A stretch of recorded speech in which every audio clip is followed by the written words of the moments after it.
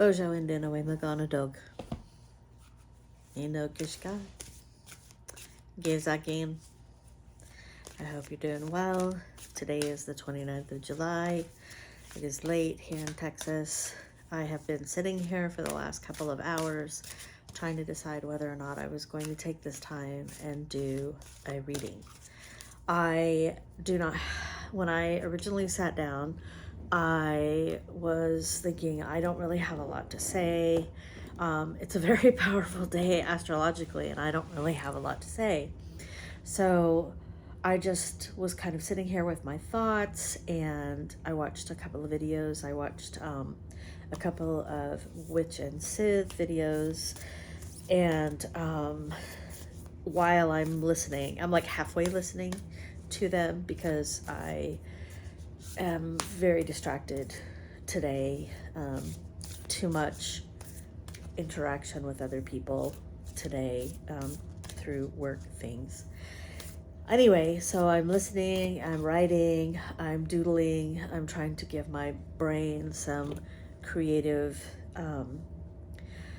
seedlings to get it going. And one of the things that I wrote was, sometimes I feel like I have no business doing this. Like, who am I to sit down with cards and do a reading?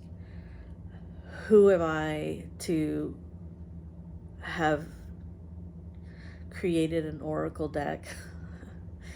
Who am I to be talking to people or trying to encourage people to develop your own human form of grace as a superpower for these trying times that are ahead of us? I'm going to ramble on. Maybe it will come back and make sense at the end. But I woke up this morning, a lot of fear, a lot of doom scrolling kind of fear going on.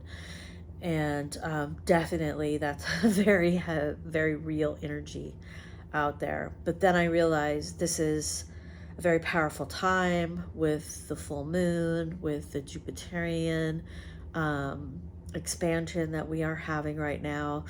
And what I shifted to do was to be disciplined in my thought processes, how to think about being positive, and to not give the doom scrolling or the fear mongering any space.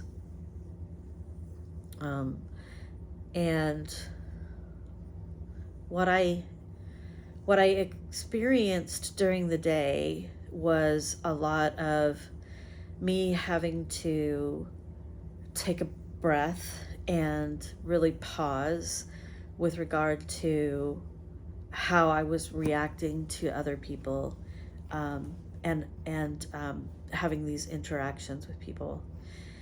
And it didn't, in the moment, I'm not thinking, oh, this is me activating my grace. I'm not having that thought process. I'm more like, hey, okay, I notice that I'm getting a little anxious here. I'm getting a little spooled up about this. Take a breath, give myself a minute. But then when I come back to the room and I'm reflecting on what was happening, I was like, that's absolutely me tapping into grace. Because while I led that conversation with myself, it was something beyond my conscious mind, if that makes sense. It was a conscious effort, but the grace that lived inside of me that I was able to tap into was subconscious. And I don't know if that's going to make any sense to anybody. But why I bring it up is because I want us all to be more in tune with the difference between our conscious and our subconscious, and to try and break free from the subconscious programming of lack and scarcity and fear and division that is being thrown at us constantly. It won't be easy.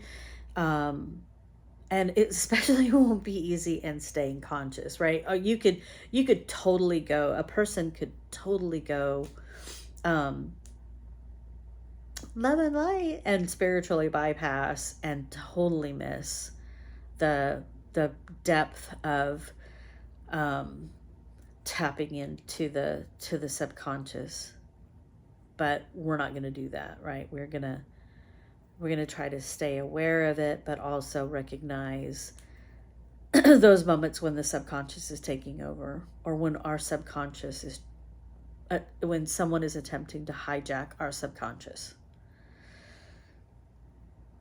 And one of the reasons why, like, I was asking myself, like, who am I to be doing this, is because I know there are a lot of people out there who are very well versed in the the archetypes of tarot decks, the Jungian, you know, methodologies of psyche and subconscious and consciousness.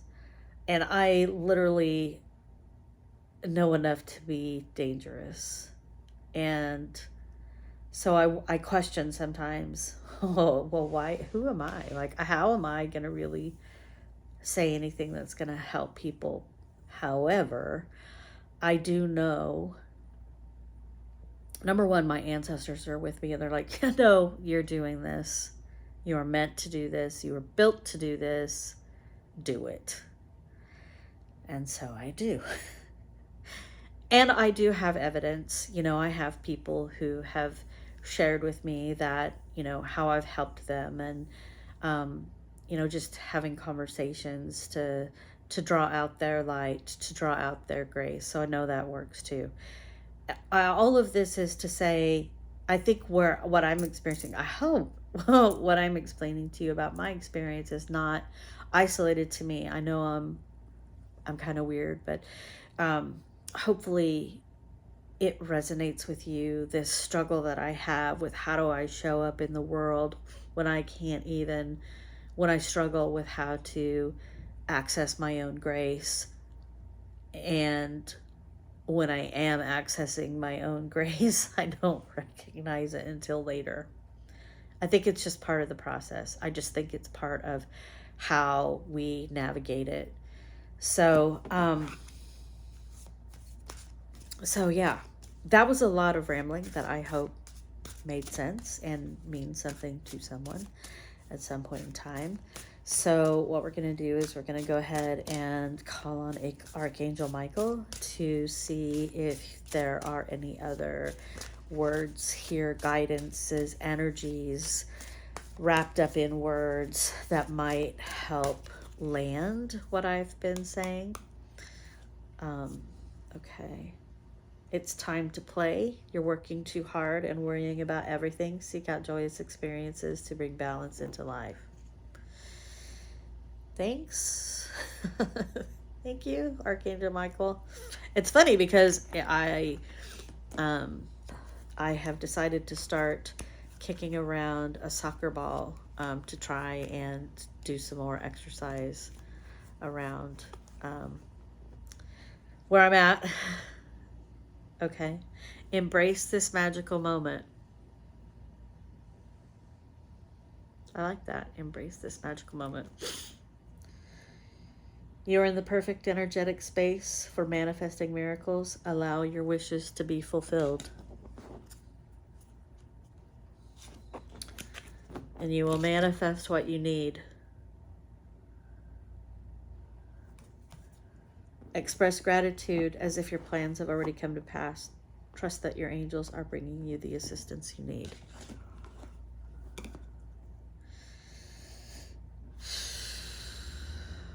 Okay.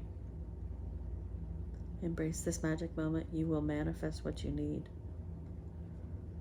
Yeah. Those were for me.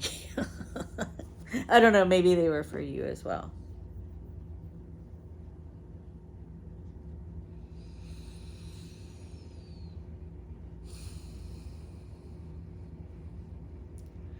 Maybe if we look at the world through a lens of each moment being a magical moment.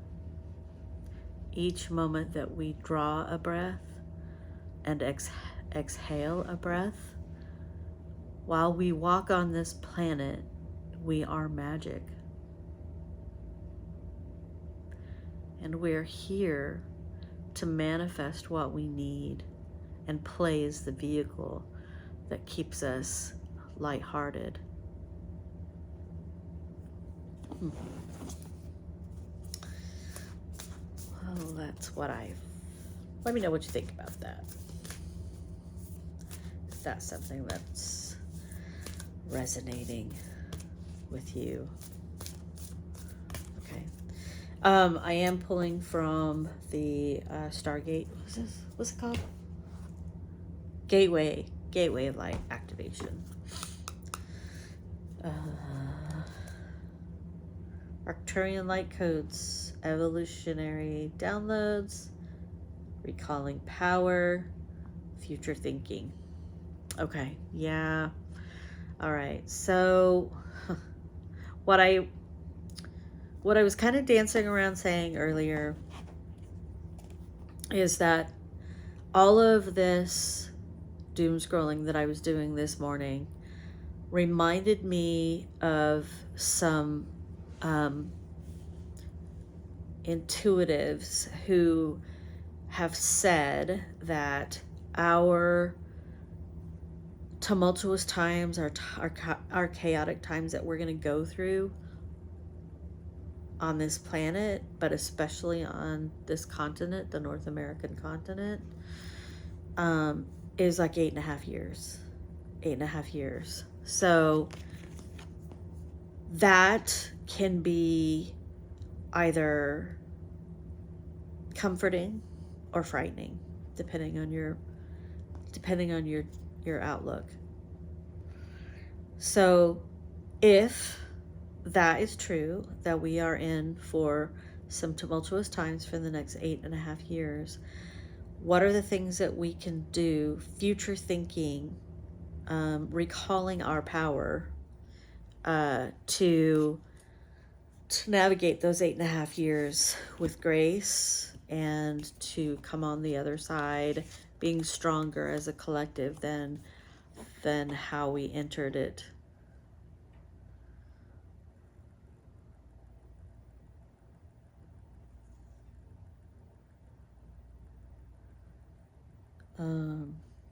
Yeah. Shambhala initiations. I can read that. Retreating to recharge, trusting in the process, Dharma.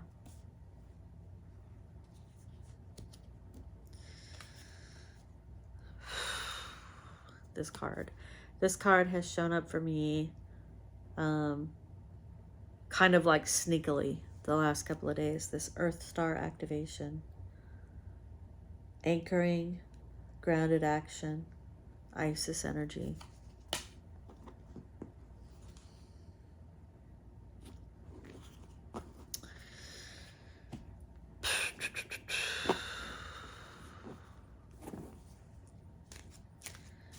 I may have to stop using that deck for these readings. They're very intense, and I am not familiar enough with them yet to be able to feel like I have any skill with how to I don't want to use the word channel, how to interpret them. It is a channel. I don't know why I'm dancing around that, but here we are. Okay, let's go to the clouds. Oh, solace.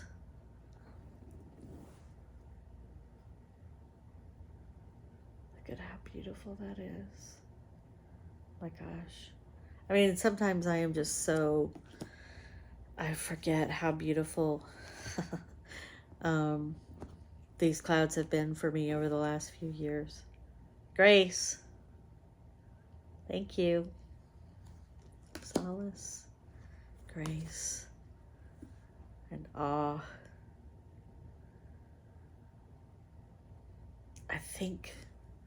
I'm pretty sure that was a Salish Sea down at the lighthouse picture as well. Solace, grace, awe. Yeah, it's interesting. One of the videos that I watched today was Witch and Sith talking about grief being a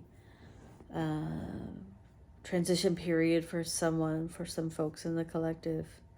And I was thinking, I don't know why I'm listening to this, but I feel like I need to listen to it.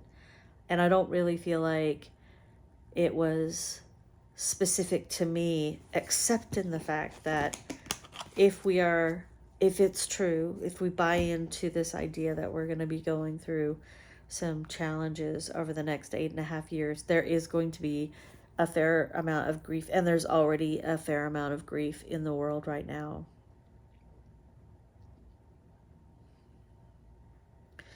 And we may not feel it personally, but collectively and subconsciously, I believe that grief is running like a current through our collective, and there's going to be a reaction.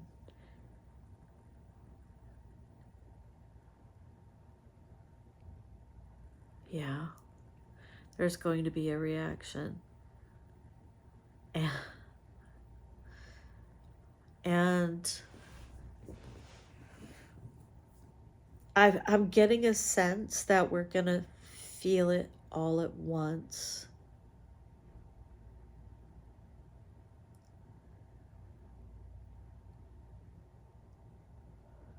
And that the earth is going to feel it with us.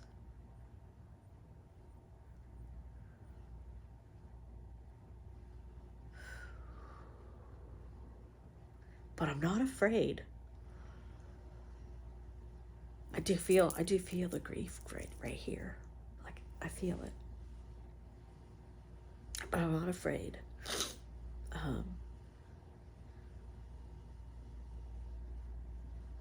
Yeah.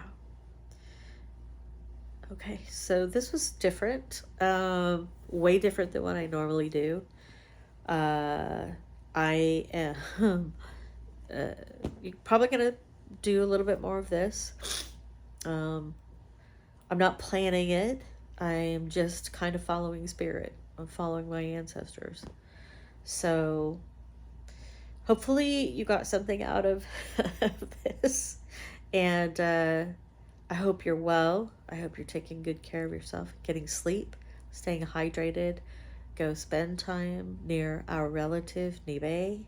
Give her your thanks. Give her your grief. Let her hear your grief. And she responds well and provides medicine for us. So yeah, I'm going to end it there. I hope you're doing very well. If this meant anything to you, please give a like, leave a comment for sure. Would love to hear if, how you're doing with manifesting grace as your superpower. Mama P.